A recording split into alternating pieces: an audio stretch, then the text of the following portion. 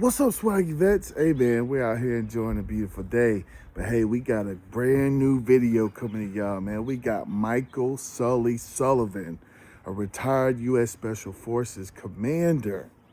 Now he's with the red, white, and blue, and he's trying to bring good things for veterans. We talk about selection, we talk about deployments, and we talk about his journey just through the U.S. Army and then transitioning into the red, white, and blue. If you like our content, man, don't forget to comment, like, and subscribe. Hit that notification bell so you never miss a Swaggy Vets podcast. Cue the intro. You and I on the set of the Swaggy Vets show. We do it for the sister bros from coast to coast. A place where it's safe to go to make sure that a soldier's stories are told. All around the globe, going worldwide, representing military pride. Make sure you like, comment, and subscribe. You should already be at the position of a 10 for them boys when they come out. The original first Swaggy veteran. And then you got the boy Big Penn. Hey man, salute me or shoot me. And if you ain't no vet, you better not talk like one. What's up, everybody? Welcome to the Swaggy Vet Podcast. I'm your host, Big Penn. Man, we got an amazing guest today. We got Michael Sully Sullivan, retired 30 years Special Forces. This is a big episode. It's just not a conversation. Michael's a real leader and a real connector, the type of dude who shows up, puts people together, and help veterans find purpose, community after the uniform. We're going to talk about the transition, the mental side of it, and when it really takes to rebuild your life and the other side. Thanks for coming on, Michael. Really appreciate it, brother.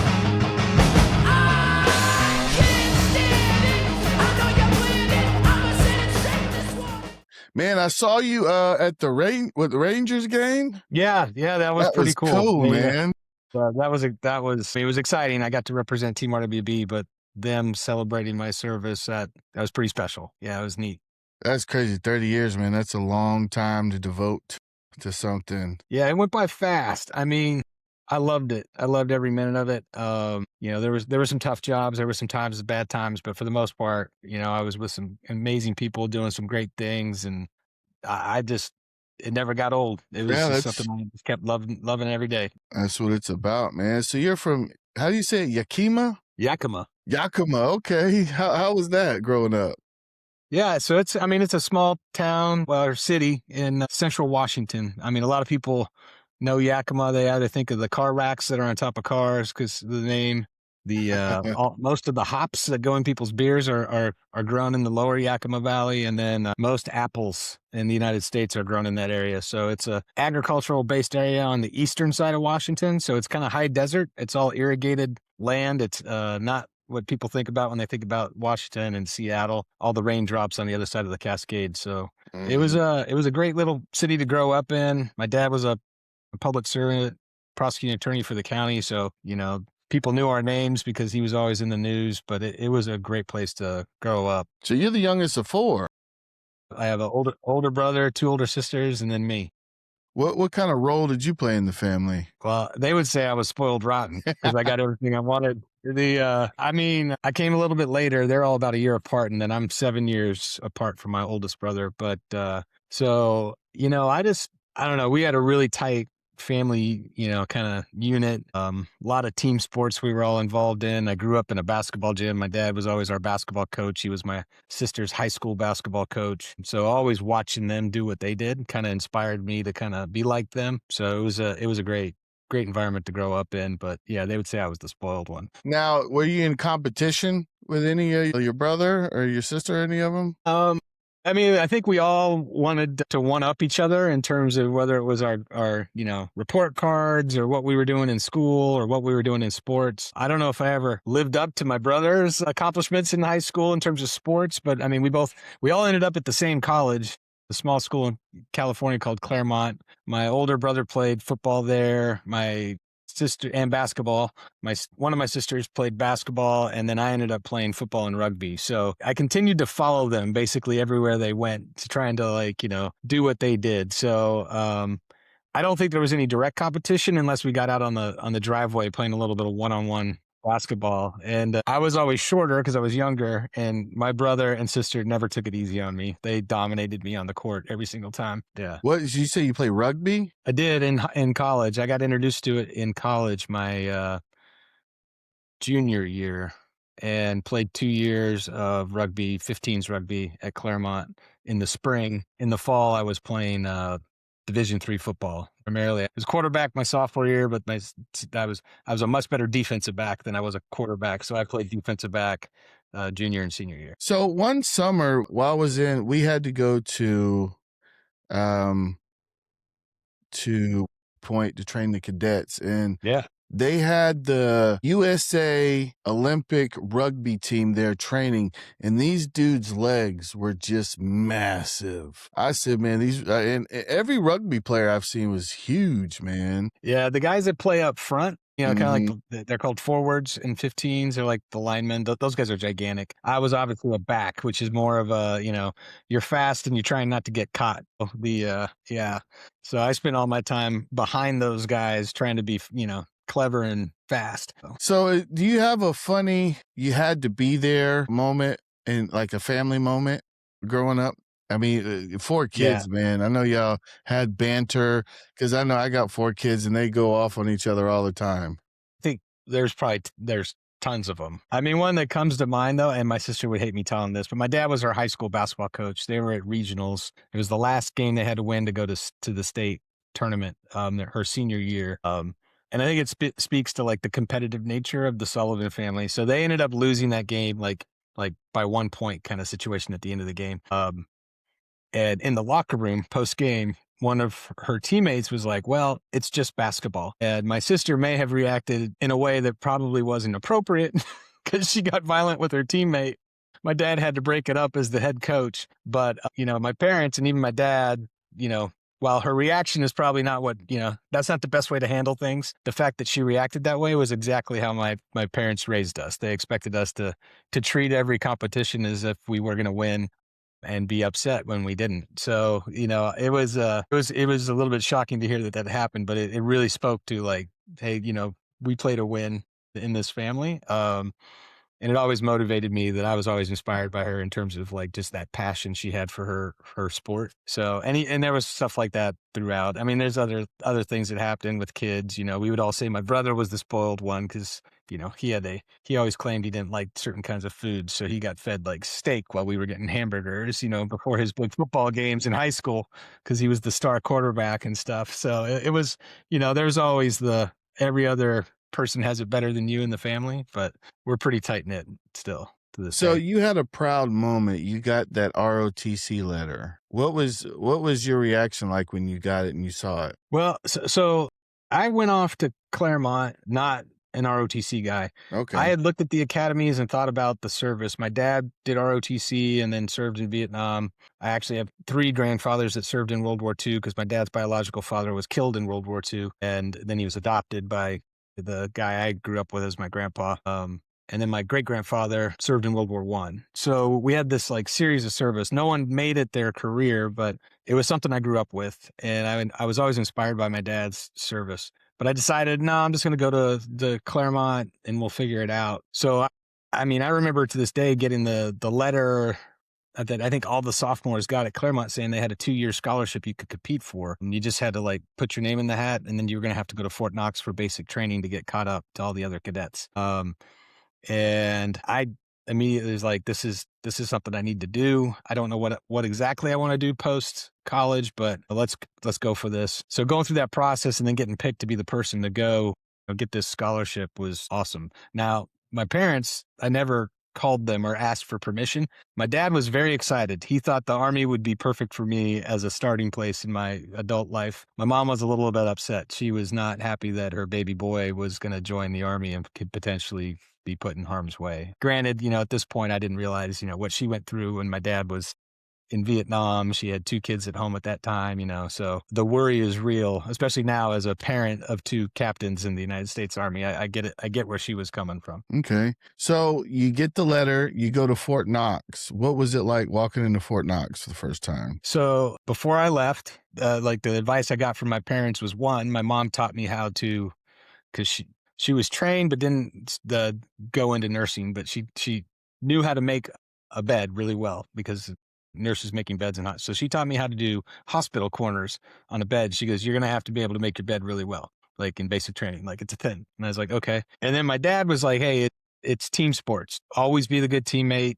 Know when you need to step up, when you need to step up. And then those drill sergeants are going to be the most demanding coaches that you've ever dealt with. So do exactly what they say and try to do it better than the way they told you to do it. So it was the advice I got. So I went into it like that. Like, I'm going to go like hang out with a bunch of really angry football coaches. And that played to my advantage. But I think like everybody who probably thought they had the system fixed, there may have been a day where I decided this whole locking your foot locker, that takes a lot of time to dial that thing. And they only give us so much time between things to go up and get something out of it. I realized if you don't actually spin the dial, your lock doesn't lock, and you could just pull it back down real quick and get into your locker. So I thought I had gamed the system well. I came back after that next bit of training with all of my stuff all over the bay because, and a couple other guys who left their stuff unsecured, so I got, a negative counseling and a drill sergeant explaining to me like the importance of securing your equipment in the United States Army. And he knew I wasn't the first guy that tried to like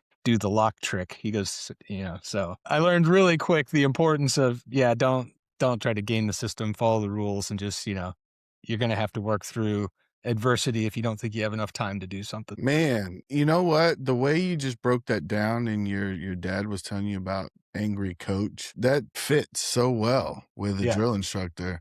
Yeah. He said that, cool. Yeah. The other thing he said is like, hey, if they stop talking to you, it's like, especially like the drill instructors, he's like, you're in trouble.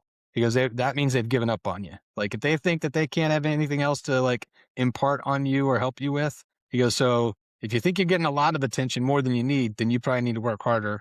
He goes, but you don't want to ever not have their attention because that means they've probably moved on from you. So I think he got caught after his basic officer training at Fort Benning, working AIT and running some ranges and stuff before he got his orders to go to the 25th and go to Vietnam. So he was exposed to like that environment. I'm sure it was a much more intense environment than I was in. The Army seems to get a little bit softer around the edges as it, at times. So, but yeah, it was the greatest advice I could ever got. So you spent 2 years at Fort Knox? No. So the way it worked is you did the whole summer at Fort Knox for like ROTC basic training. And then some people made it, some people didn't. And then that secured my scholarship. And then I went back to school and did the next 2 years back with the cadets at the ROTC program. So I graduated on time, 4 years, but that 2-year scholarship, I still had to give 4 years to the Army, just like the guys who had a 4-year scholarship. Okay. Yeah. So I went back to Claremont, did my next 2 years, and got commissioned as a field artillery lieutenant to start out with. Mech artillery, went to Fort Knox. That's where I met my wife, but she was actually down in Dallas, but while I was there, but so that's kind of how everything kicked off. All with the intent that I was going to do like 4 years like my dad, then go to like law school or something like him. I married my wife. I had a son immediately. We had twins not too long after that. So we were just like having a stable environment in the military that what it provided, and I was doing really well with it. We decided to stick with it, so. And field artillery is exactly what it is. Field. You stay in the field, huh? Yeah. That's so true.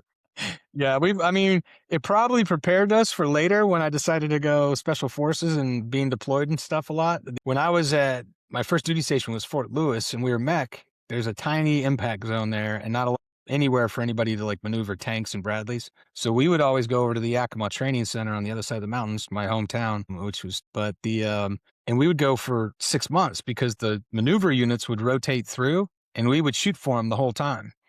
Because we were the only field artillery battalion, so the infantry battalion and the 2 armor battalions would come over, do their like 60 days. And my battalion commander committed to the brigade commander that we would stay the whole time and shoot for everybody so they all could see the power of, the artillery. We got really good at what we did because we were there, for a while. So, yeah. What was the biggest surprise going in as a second lieutenant? You did ROTC, you got that kind of military feel, but then you actually go on active duty. What was the biggest surprise to you? Yeah, I think a little bit of it was the amount of responsibility that I had right off the bat, with the lack of experience. Oh, I was lucky in my ROTC department. We had a special forces sergeant major from 7th group that was the lead in the department, and he leaned in hard on us that like NCOs are what's going to make us successful. So I took that with me all the way through right to my first unit, and I leaned in hard with, I was a fire support officer to start out with. And, you know, my fire support team NCO, I was like, you need to help me like figure this thing out. I'll make sure I give you the top cover you need, but like, yeah, your experience is what we're going to succeed on, not me thinking I know what to do because I just came out of like Fort Knox in school. So I think that really kind of carried forward for me, you know. But like, I mean, I found out quick. We went to NTC like 6 months into that, and I had established myself as a guy with the company commander, the infantry company commander, that I was reliable. But like, you got to be careful, right? Like how well you do, because there was a point where at NTC, he's like, "Hey, I got to go up to the battalion to get this op order. Go set up the company." I'm like, "Isn't that what the XO does?" He goes, "Yeah, I don't." He's not good at land nav. I want you to drive. You'll take the column. You're going to lead everybody in and set everybody in the, you know, for the night in the bivouac area. Get all the Bradleys set. Get up the fields of fire. And I'm like, I'm the fire support officer. I'm not one of your infantry guys. You got 3 other platoon leaders. You got the XO. He's like, I'm telling you that I believe you based on the work you've done so far. So I mean, that taught me early on that like success and like proving yourself in the Army means that someone's going to give you a whole bunch more responsibility, whether you think you're ready for it or not. So yeah, and you know what?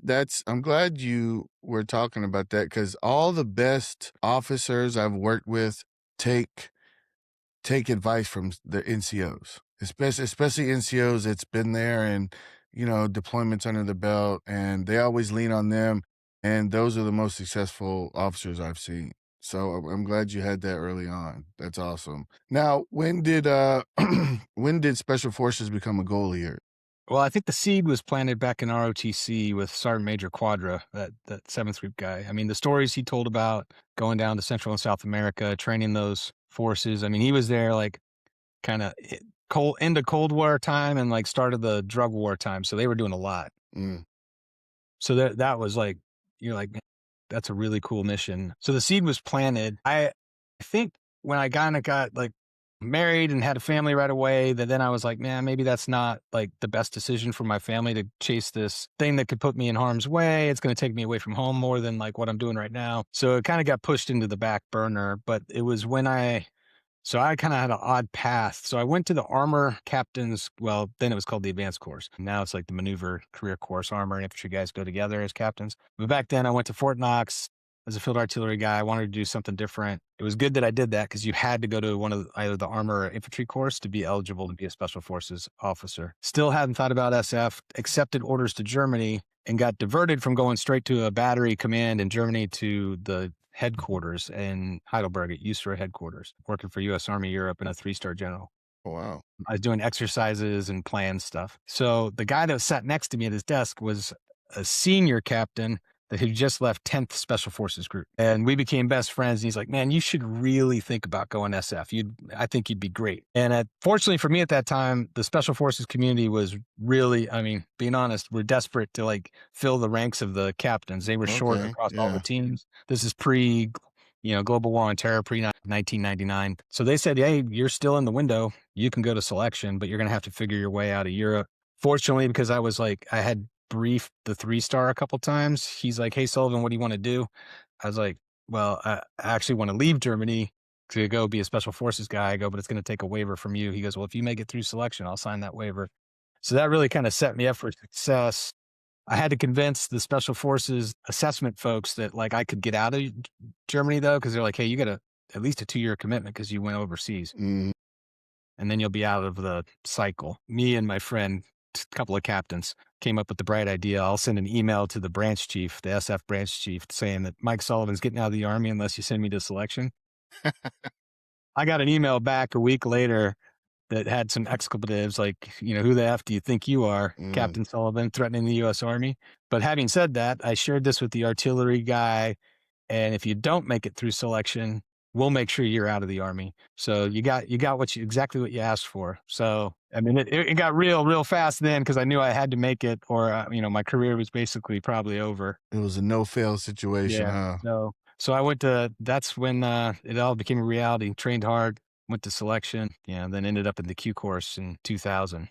How was selection? It was tough. Yeah. I mean, I thought I had trained. I mean, I luckily I had my friend Gary that was giving me insight. Physically, I thought I was ready in terms of like rucking and all the work on my feet, strength training, everything that I did. I still felt I hadn't done enough once I got there, but I knew once I got there, like my mentality, like with sports and everything growing up, was that like once you commit, like nothing can stop you unless it's like an injury. So I felt like as long as I don't get injured, I can make it through this. And then again, great advice from him was like, hey man, selection is not an individual event. Like you're not going to selection to get selected as an individual. They want to see that you can operate in a team environment. He goes, and that needs to start day one. You got to find the folks that you trust. You be honest. If they know something you don't know, they're better at land nav. They understand how to carry something that's heavy with like reducing the load somehow. Like get to know those guys and rely upon them, and then help them as well when you can be a good teammate. That's kind of the secret. Like if you just go in going, I'm going to make this all about myself and I will get myself selected, you may make it, but I mean, they're looking for folks that are actually good teammates throughout, right? I mean, they give you psychological exams, and team week's all about watching to see how you step up when you need to, or you just carry the weight that yours or maybe somebody else's when you need to. So again, I think, growing up team sports, it put me in a good spot to succeed, but it was brutal. When I got home, I probably lost about 15 pounds. My wife's like, what did they do to you? But I made it, What language did you end up getting? French. So I was a 3rd Special Forces guy. I chose 3rd group because I knew it would keep me at Bragg, which meant my wife was close to her family in Virginia. So if I was going to be deploying a lot, that she would be close to family. And we were picking up our books and our air items because we had to keep jumping through the school while we were there at Fort Bragg.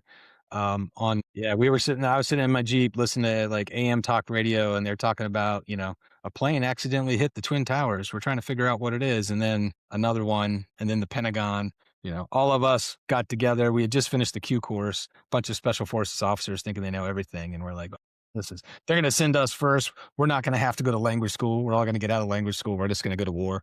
We all went to language school. Mm-hmm. But yeah, I got to my team, like 6 months later, and it was about a month after that, I was in Kabul helping to stand up the Afghan National Army with 3rd Group. So did you ever go to a place where you had to implement French a lot? Actually, no, because like most of my deployment, we ended up, 3rd Group became like between 3rd and 7th, we owned kind of Afghanistan after the initial push by 5th. 1st and 10th came in later in the game.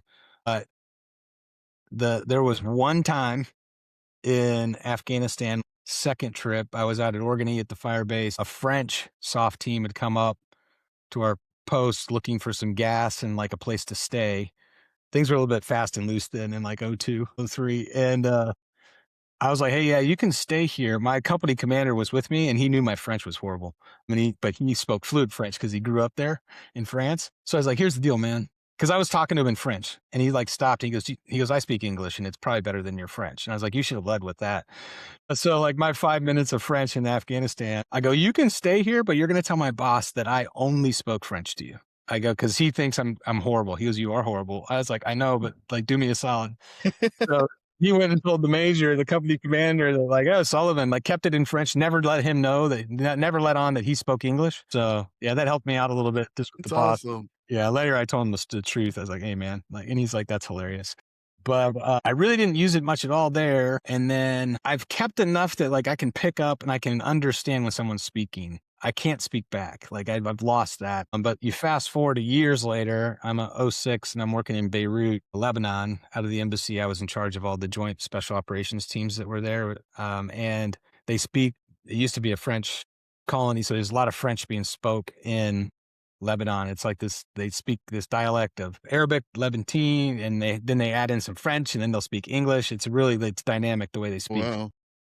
I found myself like understanding when they would talk about French. And then later when I became the 2nd SFAB commander, we were going to AFRICOM, a lot of French countries there. I actually started trying to work speaking a little bit again because I was talking to some senior officials, but yeah, I never really used it enough that it stuck. It's kind of a regret. It'd be awesome if I was fluent with my French right now, but not. Yeah, absolutely.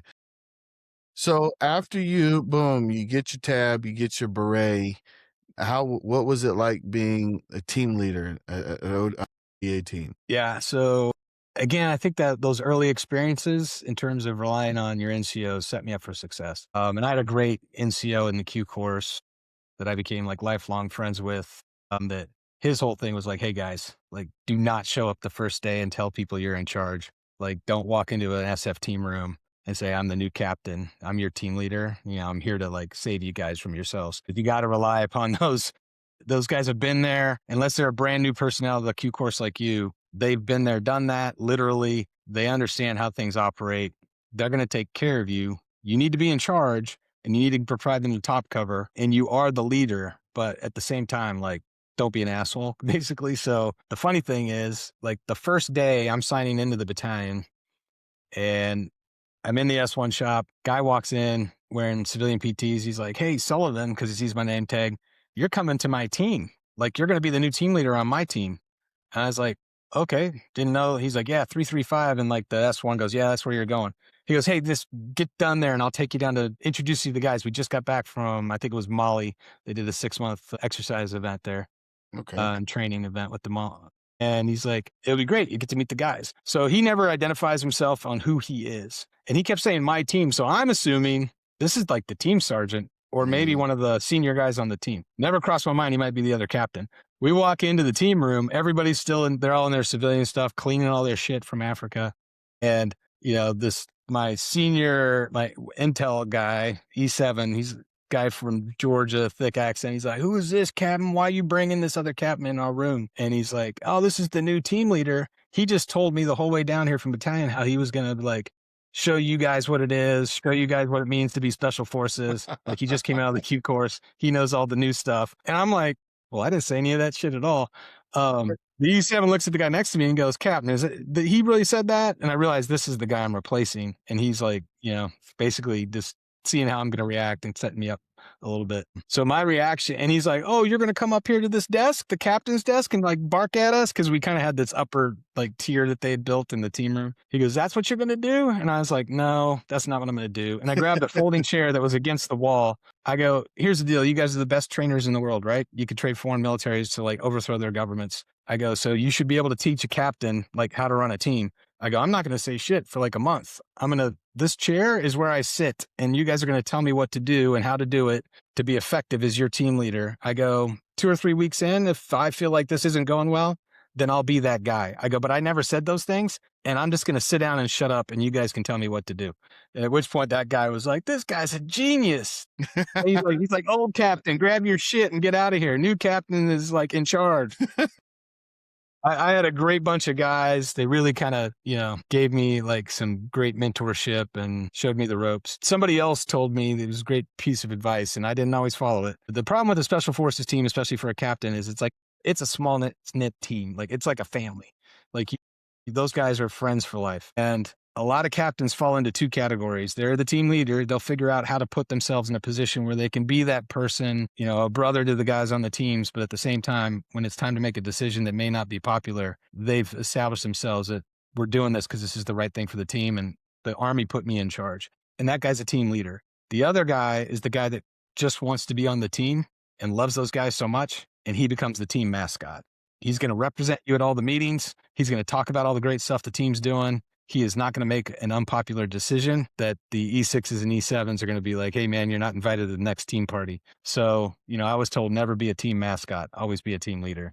Now, was I always a team leader? I'll guarantee you that there were some decisions I probably made where I was like, I'm going with the boys on this one. Nothing, you know, bad, but it was just, it's a difficult environment you find yourself in as a new captain, really. You know, you don't have any other experience. You don't have a company command or anything else. You were just a platoon leader like everybody else. And now all of a sudden you're with these like meat eaters that want to go out and do great things. And you're supposed to be the one in charge. So quick question about, I know enlisted side, you get your 18 Delta, you get your 18 Echo. Yep. How is it for officers?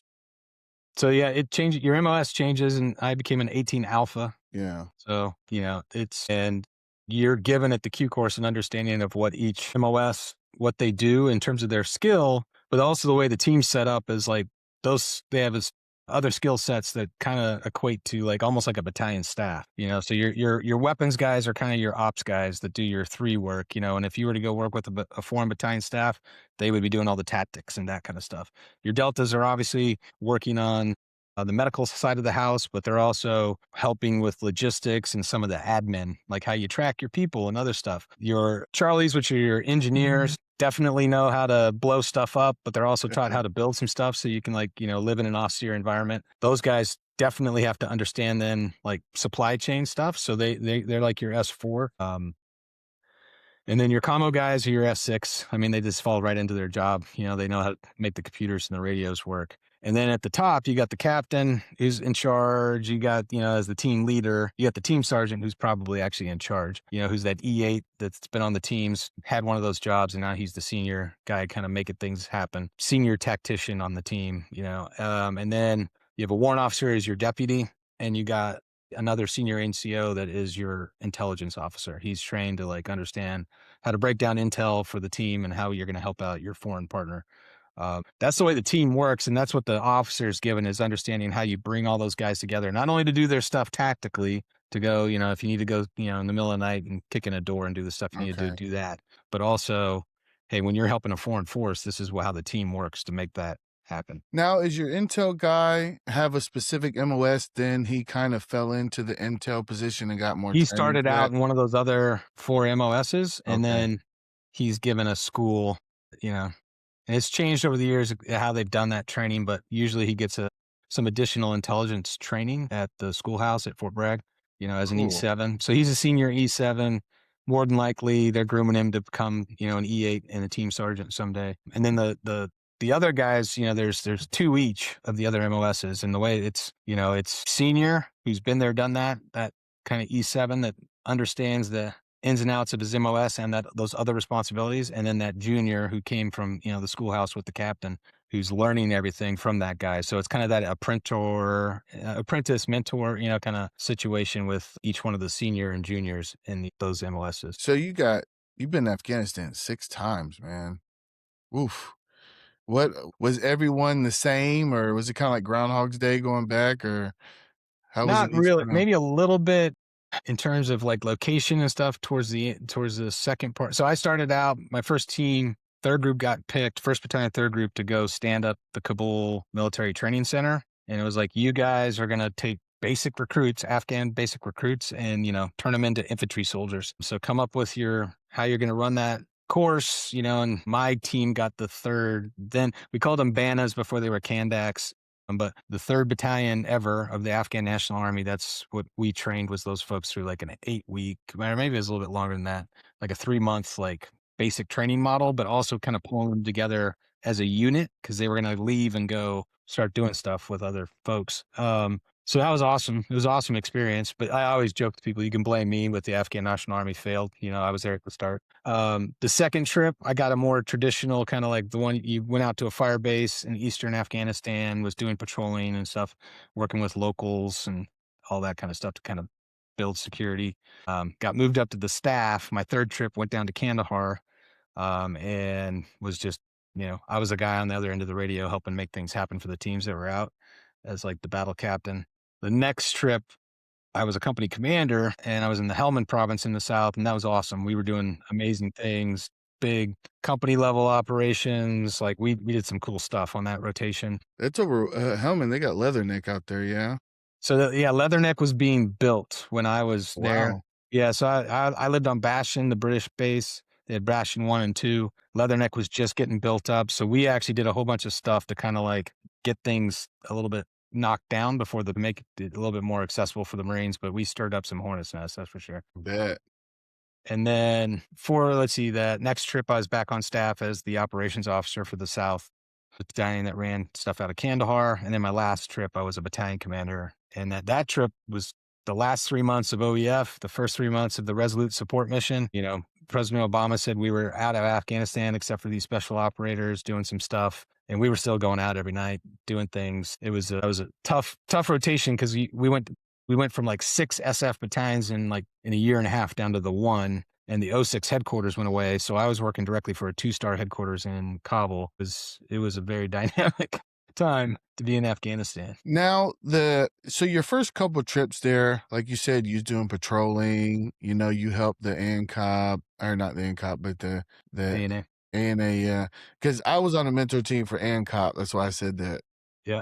So, but the ANA, so having that experience, did that help you be successful doing staff work? Yeah, definitely. I mean, I think understanding, especially going back, right? Mhm. You could see the evolution of what was going on with the partnered force, with the country itself. It made me better. I as a senior, so I had those 3 rotations back to back. Like we were doing like 6 to 8 month rotations, home for 6, and then gone again for the next 6. So I become a senior captain, promoted to major. My wife's like, can we get a break? Because she was like, this is a lot. So I actually left to go to SOCPAC in Hawaii for 2 years as a major. And actually that really gave me a different perspective on a different theater. They had some stuff going on in the Philippines, like different environments, seeing how like a general staff works. Mhm.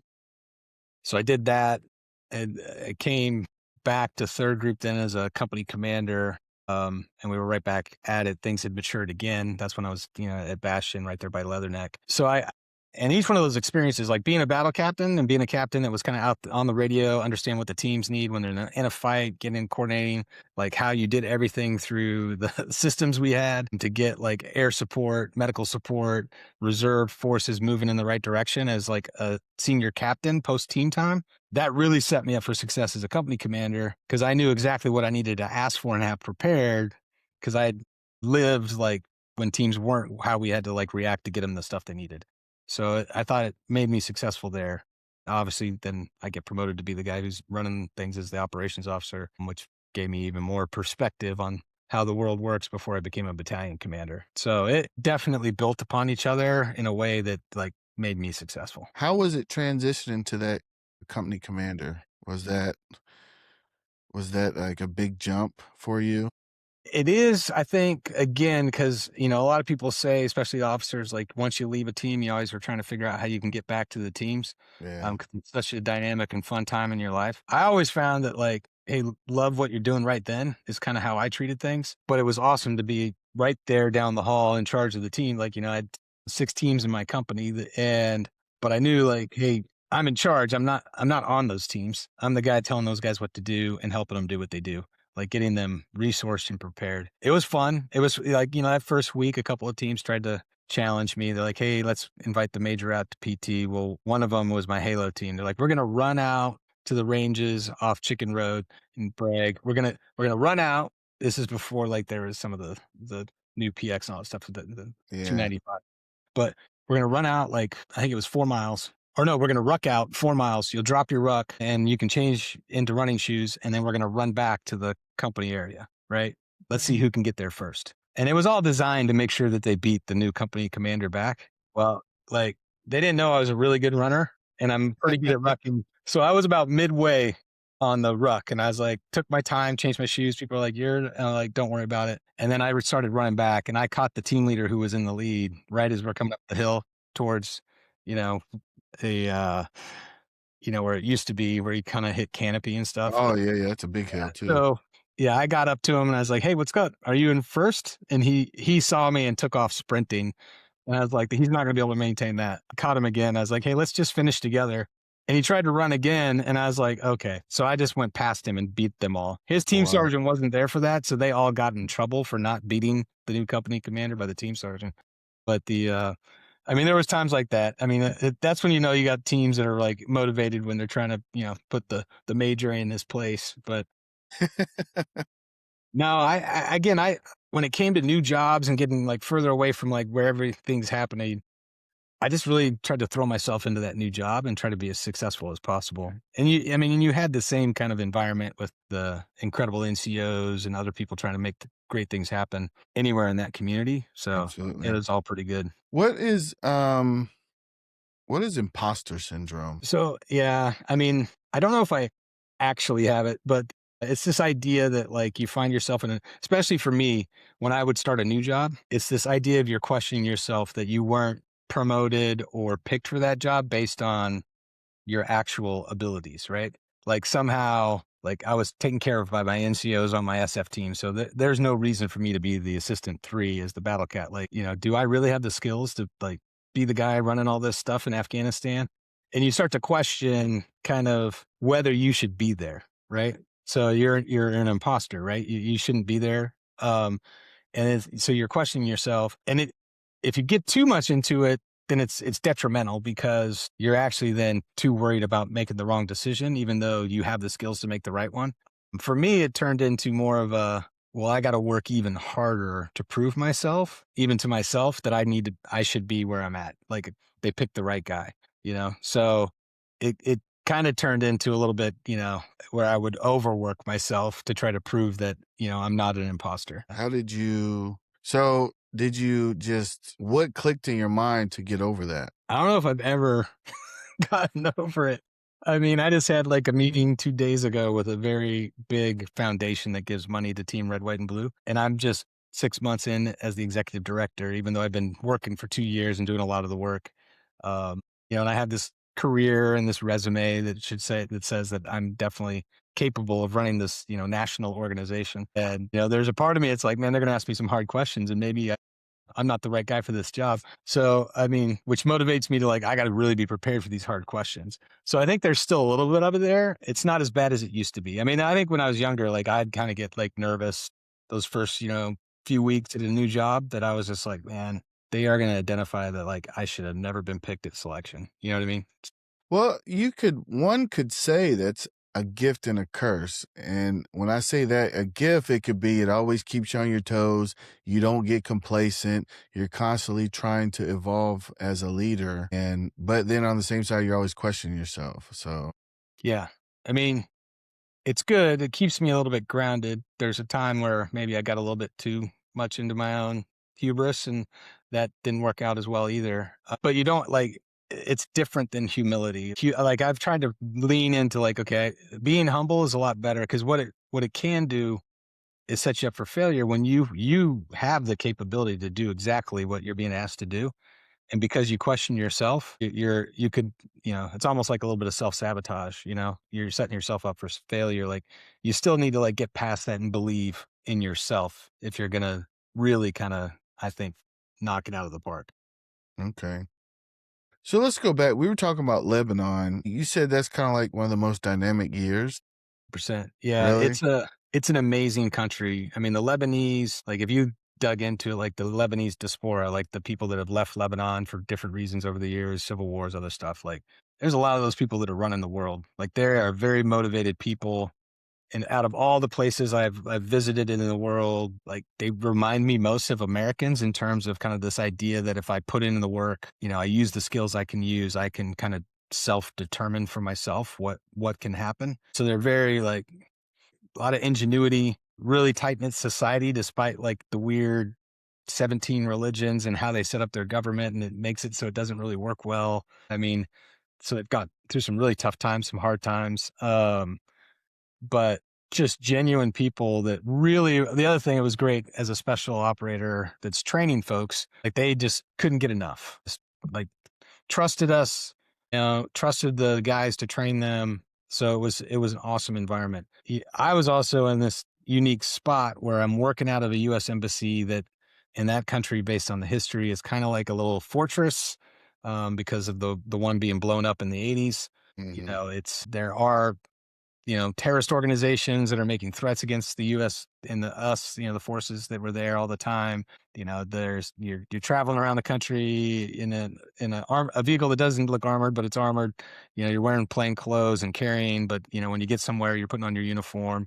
Everybody has an agenda, in terms of whether it's their religious kind of political sect in the country or their own personal one, and they all want the Americans to kind of help them get to where they need to get to. And again, all, for the most part to bolster Lebanon. So, but it was super dynamic, and it was an awesome environment for an SF guy to be in. Cause you're this is the kind of thing I read about. This is the kind of thing that really challenges you on a daily basis, in terms of making sure you're doing the right thing for them, doing the right thing for the strategic goals of the U.S. in that country. It was awesome. I mean, I met some of the people that I'm still friends with. The chief of defense is now the president of that country. I mean, I actually texted him when he got the job as president, and he responded like that. So it's cool that the relationships I built during that time there last to this day. It's And it's just a unique country. I mean, you're on the Mediterranean, you could be at the beach in December, and then you could go up and ski in the mountains, in that same that same day. Incredible food, incredible people. It's just the history there goes from, the beginning of time to the present time, empires, the Romans, the birth of Christianity. It's just like all kinds of stuff going on. It was a really cool place to be. Did any time of you training any soldiers, like for instance, the AMP, or any time you would train like any foreign, did you have any like, oh man, I really got to get used to this? Like for instance, I was afforded the opportunity. I went to Africa and we trained the African army. They stood a logistics unit up in Djibouti to fight Al-Shabaab down in Somalia. And these guys had uniforms and everything, but then would show up with sandals on. They would show up with their blouses open with tank tops on and stuff. So that's something I had to get used to. Yeah. And I was just like, hey man, what are you guys doing? Did you have anything like that going on? Oh, definitely. I mean, I experienced it in Afghanistan with different units we worked with. So my second 06 command, I was a Security Force Assistance Brigade commander, which I think there's only one now. They shut down the one I was in charge of second. But we were doing a similar kind of thing, right? It was this idea that we needed teams of advisors, professional advisors that were doing what you were doing, because there's not like enough SF guys to go around. And they don't necessarily do what like conventional guys do. So let's create these teams to do that. I got to be in charge of second SFAB when we went to Africa, and the different African nations, every single one had a different like challenge. And some of my teams, you would experience that, and they would have some of those same issues each day. And it's just a matter of, you got to figure out what motivates those folks and then meeting them where they're at. And then again, understanding it could be a long game to get them, to where you think they need to be. So we don't need to be there anymore, right? That's the big goal with any sort of advisory mission, that ideally we're working yourselves out of a job. But when a guy shows up in flip-flops, he can't tell you where his uniform is, he's doing, you've taught him jumping jacks 100 times and he still can't get them right. It can be a bit like, man, what are we doing here? So I think everyone's experienced that somewhere. And then you get the one-offs, like, you go to the Lebanese and they're like figuring out how to monster garage, like moving targets on their range so they can get better at hitting the target correctly, and then you're just like, and everything is like strack and everyone's wearing their uniforms correctly, even though that, they don't. So you experience different pieces of that all over the world. Yeah, I came up with a method. I went by we were on a Navy base. It was the NEX, and I bought a bunch of candy, and I would brief them. I said, hey, if you guys come with the correct uniform on, you get some candy. So that kind of helped out with their trade, because a lot more. Exactly. It motivated them. I had a lot more success with guys coming right uniform on, and they were able to train good. So that was, that was really cool. So when you made Lieutenant Colonel, you said that impressed yourself? Well, when I made Lieutenant Colonel and then got a battalion command, I thought I was doing a really good job, but to the point that I thought I was smarter and knew more than like my group commander, and allowed that to drive frustration by kind of being the good SF guy and figuring out a better way to work with somebody that maybe, I thought I couldn't work with, and probably wasn't as. And I, in hindsight, knew he wasn't as bad as I thought. I was just full of myself, right? I had made it to battalion command of a SF, tactical unit. I'm going to be the next best thing ever. And I bought a little bit too much into my own hype, and it to my own detriment. And to my guys, right? Because it affects the way the leadership sees about the entire battalion, not just you. And I realized that, much too late, to be honest with you. I mean, we still did amazing things. Everybody trusted us. I had an incredible time, but it did put some questions in some folks' mind, whether like, is Sullivan too cocky? Like, is he the right guy to continue to, be promoted and do bigger things? So it did affect my career moving forward. But for me personally, it was a realization of like, man, like humility is such a key thing, especially as you get into the higher ranks in the Army. Like you can be a cocky lieutenant and like back it up. Like, you start to get at a higher rank, like everybody got there for a reason, especially if they outrank you as a colonel or someone that's wearing a star. And if you don't have an appreciation for that, then you probably aren't the right person to be in that job. And for a while there, I probably wasn't the right person to be in that job. I tried to fix that. I worked hard the rest of my career after that to be cognizant of, hey, if you have something that's really important, you think you have the right thing to say, you got to figure out the best way to approach that. So it's accepted by the people that need to hear it, but also it doesn't become a detriment to yourself or the people that you're trying to take care of. It was a hard lesson learned. Yeah, but you got past it and you got up to, you made your full bird. Yeah. No. Yeah. I can't complain. Like, again, I made it, 30 years, retired as an 06. I had 2 commands as an 06. I mean, so people definitely trusted me with really important things in the Army. And it turned out great. It really did. That's awesome. So at what point did you say, I've done enough and it's time to hang up the uniform? Well, I mean, I'll be honest, the Army kind of decided for me. I was hopeful. I thought maybe I would get promoted to general officer based on that second command and some of the things I did. But in the Special Forces community, it's really tight, right? Like, I mean, you get to that pyramid is almost straight up because they're only picking a few people every year. And my peers, like the people they pick, like I have to admit, in humility, like they pick the right guys. So the Army kind of decides for you there. And then, you can't, if they decide that, then you're not going past 30. I had actually started thinking prior to getting second SFAB, maybe I'm done. I came back from Lebanon. I was the G3, the operations officer at Special Forces Command. The general I worked for asked me to stick around for another year to be his chief of staff. I did that and I loved it. It was challenging work. It really gave me a lot of experience to understand things at that level. But I thought I was getting out. And then the USASOC commander called me and says, you're not getting out. You're going to go take second SFAB. And again, I think a lot of folks were trying to like kind of set me up for something bigger, but I was like, hey, I don't know if that, I think at this point that just sounds awesome. Like that mission and what they're trying to do, I'm all in. So I jumped on the opportunity just because I saw this is going to be one more fun thing to do before I'm done with the Army. Got done with that, knew I wasn't getting promoted. They put me as the chief of staff at the schoolhouse and I realized like, this is good. This is like, that's a tough job to have, but it was a great job to have because I was like, this is a lot of hard work. And I think that this is a good time for me, for the Army, for all of us to move on. And then fortunately for me, I kind of moved to a military adjacent organization running a veteran nonprofit that I had been involved in for like since their inception. So I kind of hit an easy button where I kind of just got to continue to hang out with a lot of really cool people in a service oriented kind of mission set. Man, that's awesome. What was it like the day you took your uniform off? Was it bittersweet? How'd you feel? What was going through your head? At that point, I think I was ready for it. I knew I was lucky because I knew I was going to go to Team RWB and see if like that was the right fit for me. And the guy that founded it and I was replacing as the executive director, we were very deliberate about that. Like, because a lot of folks don't stay in that first job post service. So picking me to like be the guy, he's like, well, I got to make sure this is what you want to do. You don't, so I knew I had this deliberate process that I was going to go into. I knew I was in a good spot, like mentally in terms of like, I've done a lot. I kind of left, my mark as best as I could. And I'm excited about what I did in the service, but I was ready to take the uniform off. I mean, I was one of the guys that I didn't have a retirement ceremony. I just didn't show up to work the next day, kind of situation.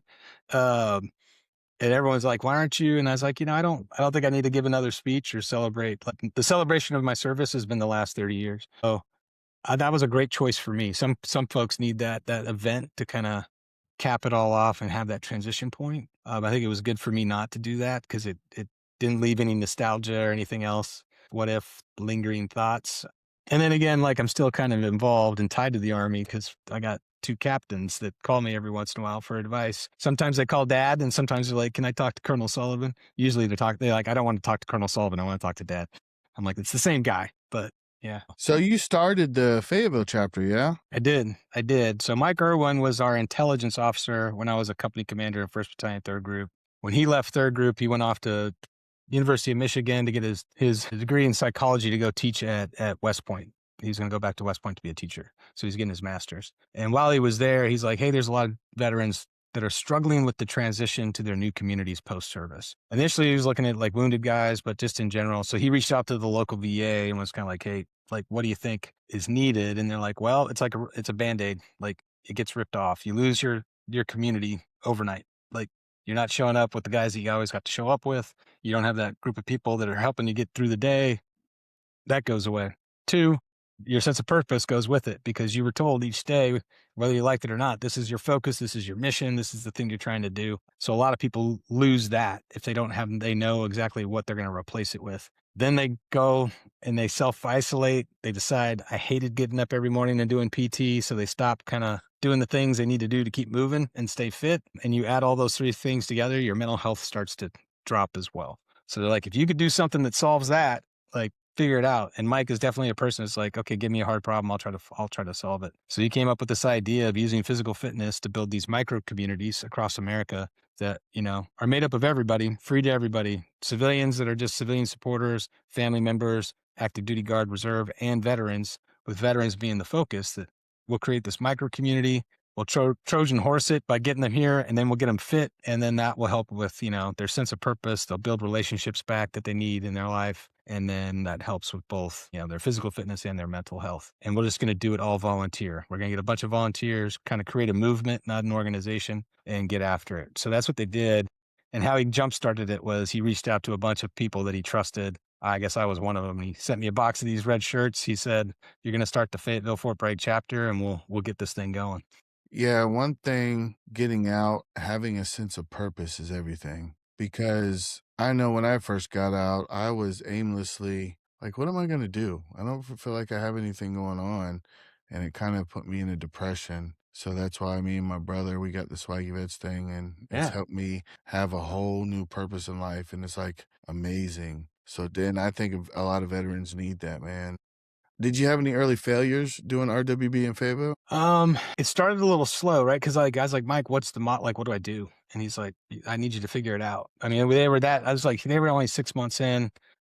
They were kind of running was kind of the first thing that everyone kind of gravitated towards. And it wasn't Mike, it was somebody else said, hey, find the local running club and partner with them. And especially there, more likely there's veterans in that running club and people that are already out. The Fayetteville Running Club was just getting started. They'd at the same time. So they invited me to to one of the pizza places. They were having a social. I gave the pitch of hey, this is what we're trying to get started. Here's the red t-shirts. If you take one, you're a part of you're a part of the team, kind of situation. And we kind of built it out with them, and it was a slow start, but really it was between that group. Back then there was a guy who was a 7th Special Forces group guy. He died of leukemia, unfortunately. He ran every race in Fayetteville, and there was one almost a month. He did one for St. Patrick's Day, for Cinco de Mayo, whatever. You could go downtown and run a 5K, 10K almost every month in Fayetteville. And we just started showing up wearing these red t-shirts, and we were always having a good time. We always had some good runners that would podium, and people are like, what is going on with this group of people over here? And the nation was on fire for the military, right? You had the height of 2 wars going on. This is 2010, 11, when this is all getting kicked off. So the idea of wearing a very patriotic t-shirt and being part of Team Red, White, and Blue and supporting the vets, that also helps. It was really kind of a slow burn, and then a pretty good growth model to success. While I was the chapter captain, when I got picked for battalion command, I handed it off to one of the other people that were kind of our leadership in Fayetteville, and they made it even better. And then I was just kind of a member until I came back as a paid staff member a couple of years ago. That's cool, man. Yeah. So you was there, but you say you was there at the beginning. Yep. Yeah. Very yeah. Did the VA play any role, or was it just mostly community? To get it started, it was mostly this community movement, right? Mostly around bases. And it was a big tie between active duty folks being members, the gals that had gotten out, so you had a lot of that going on. So really a community-based kind of model of local volunteers making it happen. Over the years, our relationship with the VA is really good. We get some of our biggest membership pushes when we have an MOU with them, and they'll drop in hey, this is what Team RWB does. It kind of helps you keep left of having to use our clinics and services because they'll keep you healthy and fit. And when they drop that in the newsletter, we see membership spike and a whole bunch of people come back out. So we have a great relationship with the VA because they see us as being a very positive force that can help maybe even reduce the load in terms of what's going on, in terms of what they're having to deal with. Because if you keep, a guy off the couch or a gal off the couch, keep them relatively fit, give them that, community, those friends, those people around them that care about them, and if their sense of purpose, we say it's tied initially to getting yourself fit and your buddy fit. But usually then it expands when you kind of start to figure out you got to start talking to people in your community, your new community. Maybe you find an opportunity, become a podcast guy, and it grows from there.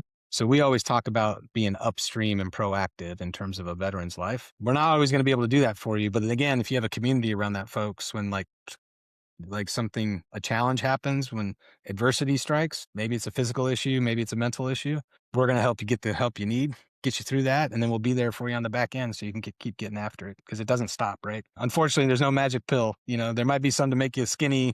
There might be some to make you bulked up, but you still got to put in the work every single day, you know, to continue to get after your health and wellness. Yeah, health is wealth these days, man. Yep. Especially as we progress in age. You had the always at work mindset. How did that hurt you, and how'd you dial it back? Professionally, I would say it never really hurt me, right? It set me up for success. If anything, there was probably some times that I spent too much time at work when I didn't need to. Maybe even now, my wife says I work too hard. I should enjoy things a little bit more, but I enjoy the work, right? That's where I get a lot of my like driving force about what gets me going. So there were some times, like in terms of prioritizing like work life over like family life, that I think for the most part, my kids would say I chose right. But there was probably times that I know, yeah, you could have gone home and had dinner that night. You didn't need to stay and work on the slides for another 2 hours in your office or whatever. But you live and learn from that. I mean, it's a constant. It doesn't change, right? You constantly have to work on yourself and like try to figure out how you balance that out and get the best out of both worlds, I think, because it's all one life. Absolutely. So when did you say, we were talking, you just took over executive director like 6 months ago, yeah? How has that been so far, taking over? It's been great. We were very deliberate again about it. Mike hired me on and at the start of 24 as the chief of staff. And they created the position to allow me to kind of see the whole organization from that level, the staff to get to know me, the board to kind of see like, is this the right guy to replace Mike as the executive director?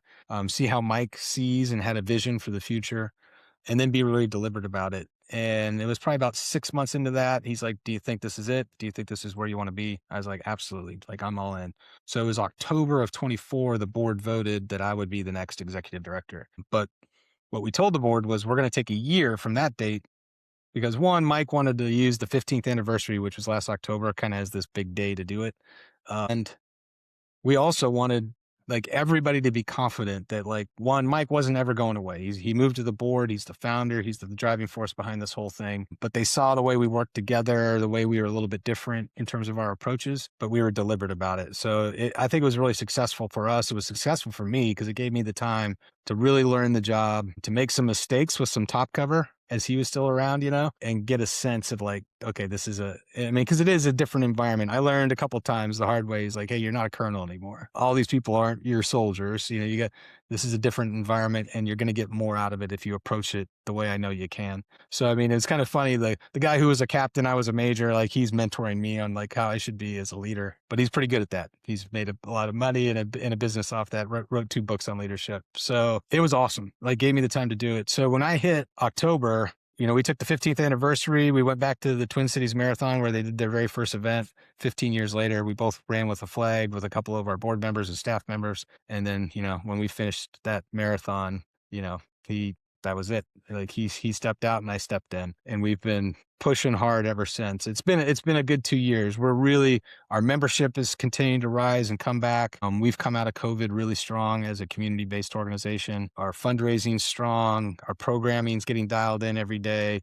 So it's a really exciting place to work with what's going on. So for people who don't know what Team Red, White, and Blue is, if you had to explain the organization, can you give me a rundown for people who's never heard of you guys? Yeah, absolutely. So our mission, Team Red, White, and Blue, or people will say RWB, like the logo behind me or the red t-shirt that I wear. The mission is to enrich veterans' lives, and it always has been. That mission has never changed in 15 years.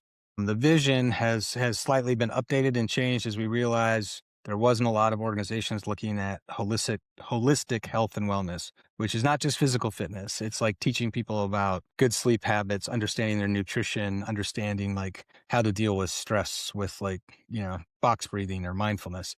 So we've worked all that into our programming, but the true like goal for Team RWB is to encourage veterans to understand that with a little bit of work and understanding that like tomorrow can be better than today. Like we don't want veterans to leave the service thinking nothing is ever going to be as good as it was when they left the service. You're not going to get younger. You're not going to have a better like 2-mile time. But if you keep moving and like, you know, health is wealth, as you said it, Our goal is to prove that our community, our programming is going to make a veteran a little bit more healthy and well tomorrow, right? Because of what they did today. So we do it through again, chapter-based organization across the United States, 154 chapters. We also have an application. So we're kind of hybrid, that we have a digital community. So if you don't find yourself in a chapter, you can still be involved. It's absolutely free to join. You download the app from the Google or the Apple store, you do a survey, and then you're an Eagle, and if you're a veteran and you complete that stuff, we send you a free red t-shirt so you can be a part of, you wear the jersey. And then you start to get after it again with a group of people that are going to help you, like, let's start moving again. Maybe you want to do the couch to 5K. Maybe you want to get back into CrossFit. Maybe you want to be in the cycling. Maybe you want to be in yoga. We have opportunities for all of that in our programming, both in app and in our in-person events that the chapters put on. So it is kind of, the biggest running club for veterans. But we're much more than that, because we want to build, a community that cares about you and then helps you, again, as a veteran, to get better each day. And the little secret is, all our members are getting better about what they're doing each day. Some folks come in thinking, I'm going to help out these veterans, and they get more out of it as a civilian supporter than maybe, that veteran's getting, because they're building those same relationships. They're moving, they're doing the stuff. So it's a really positive kind of community kind of based approach to fitness and health for veterans. Yeah, absolutely. The first time I found out about Team Red, White, and Blue was we went and did a Tough Mudder last year in April, and Team RWB was there getting after it. So I'm like, man, these guys are cool. And just went up, talked to them, and that's how we got familiar with the Team RWB. And actually, you guys got something real cool coming up in February, right? We do.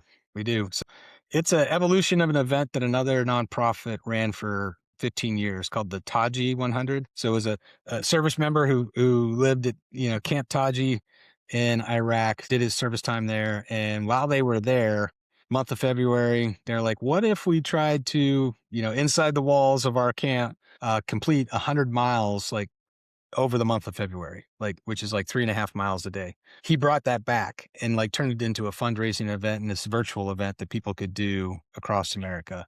And we partnered with them for years and was one of the beneficiaries of the money they raised. They decided they wanted to sunset the Taji 100, but they wanted it to continue and they wanted to see RWB take it on. So they asked, hey, change the logo and the name, but the format and this idea of creating community teams that can kind of challenge themselves to see if their team's getting more miles than another team, and the individual leaderboards, we'd like to see what you guys could do with that. So we're going to allow you to have access to the folks, our email list, and here's kind of how we ran it. So we took all that knowledge and we thanked them immensely for trusting us with this thing that they had created. And we created the Global War on Terror 100, the GWAT 100, that's going to kick off on the 1st of February. So same format. It's your mission is to get in 100 miles. You got the whole month to do it.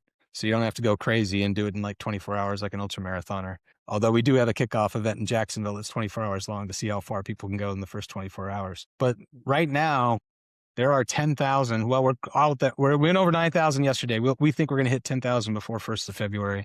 People that have signed up. There's hundreds of teams that are signed up. And again, it's just the goal to keep people moving. Month of February is awesome because it's the coldest month of the year. It's the year everybody gives up on. It's the month they give up on their New Year's resolution. So the idea of having something to keep you accountable in the month of February. And the other cool thing is you can do it any way you want. It's virtual and you input your miles each day on Run Sign Up. So if you're a cyclist, there's a conversion that every 3 miles of cycling equals a mile on your feet. So if you rode 3 miles a day, you get to put a mile down on your GWAT 100. If you're a person that likes to do Concept 2 rowing, we got a conversion for that.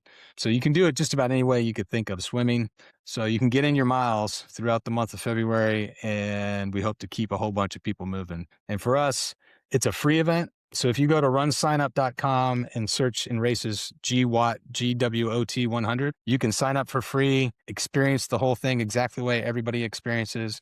If you want a token to remember, then that's where we fundraise a little bit. We, sell finishers, medals, and t-shirts. But the idea is just to get people together in community and be a part of this big event.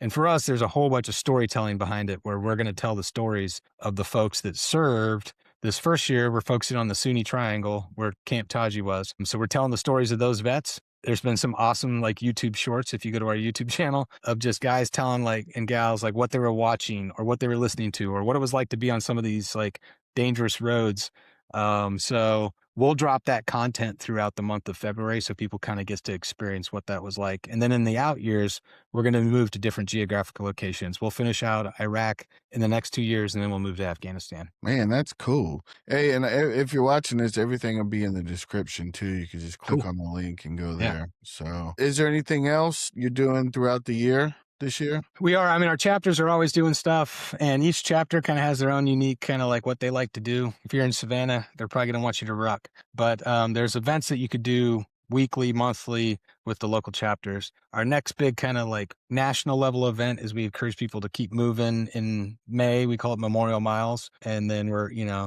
we encourage people to go out on Memorial Day and do some movement and think about those that gave the ultimate sacrifice. 11, we always do stair climbs. So we'll have a national level kind of push to have different stair climb events, either partnered with firefighters or other organizations and stadiums in different places. We do a big one right there in New York City, sponsored by TD Bank. So we're looking forward to that 25th anniversary. So celebrating, cool. that sacrifice by a bunch of Americans, and then the service members that then kind of carried the flag forward after that day on the 12th. So that's a big event coming up. And then the last one is in November. We do a CrossFit workout called WOD for Warriors on or near Veterans Day. So we're looking forward to that. So we got these big events that people can be involved in.